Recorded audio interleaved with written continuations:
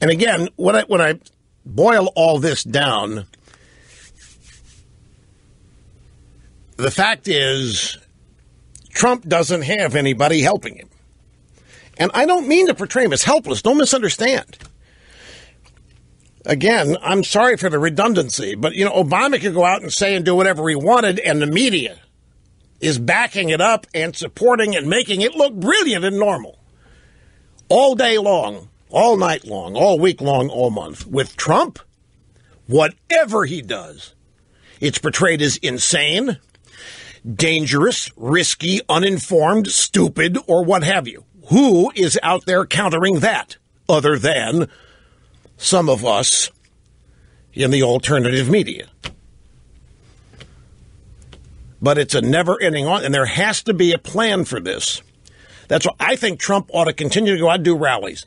I think Trump ought to go out and continue to draw 20, 25,000 people and demonstrate, let the pictures show that the pictures the media is creating are bogus and not representative of public opinion. But that still puts the onus on Trump. And if I were Trump, frankly, I'd be kind of ticked off that I have to do that. What more do you want from me? I won. Now he's faced with people whining and moaning he's not doing things fast enough, or the Congress isn't doing things fast enough. Folks, you got to understand here, there is a lot that has been put in the way, and presidents are not kings, and they don't just get to sign their name to stuff and have it happen. We now have been told the wall, 3.5 years to build a wall. We are told that repealing Obamacare, not going to happen in 2018. And that's Trump that said that, not the Republicans in Congress. They may be simpatico to it. But I think a lot of people were expecting the left to realize they had lost, to lay down and get out of the way.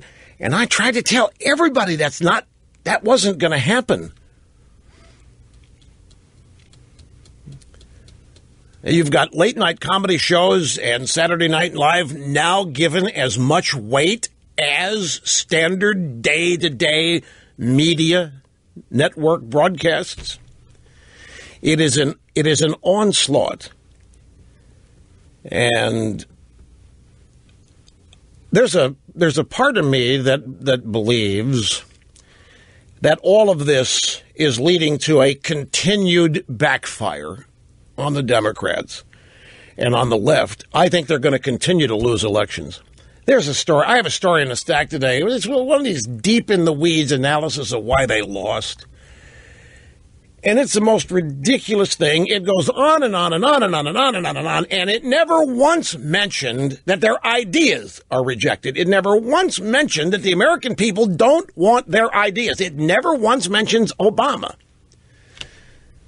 Then there's another piece in the New Republic that kind of gets after Obama for not taking the time and expending the effort to get his revolution embedded at the states.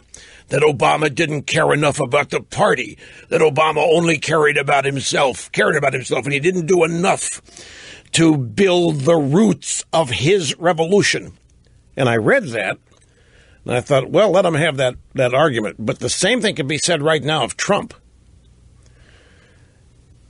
The same thing can be said in a proactive way, that needs to happen. These people in the grassroots that made this happen, they need to be nurtured.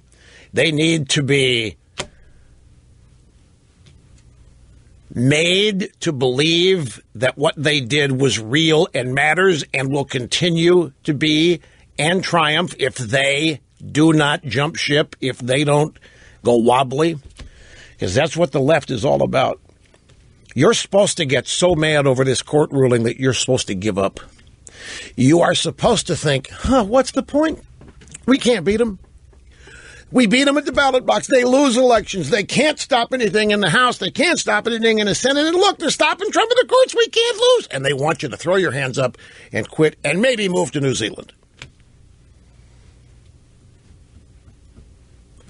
I have to take a break. I just saw the clock. What did you say that I sound like I'm on the edge?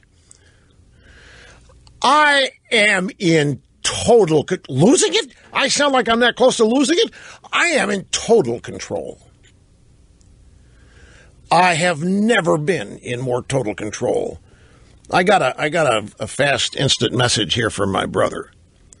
He said, "Screw keeping your anger in check. People love it when you get mad." And I wrote back, "I know, but I just if I get too angry, sometimes I worry that I will not make as much sense as I want to make." So that's why I try to rein in the anger. But I'm not teetering on the edge here. You make it sound like I'm just precariously balanced and one wrong word and I'm gone for the day and maybe not come back on Monday. What do you mean? Oh, launch it expletive laden. No, I have more maturity and I have a greater vocabulary. I do not need to descend into a launch of expletives in order to make my point. I mean, I said the P for urine word on purpose, not because I had lost control, Mr. Snerdley. I said that to penetrate the noise. What little faith who has? Snerdley? No, it's not that Snerdley doesn't have faith. It's that Snerdley cares so deeply he doesn't want anything screwed up here.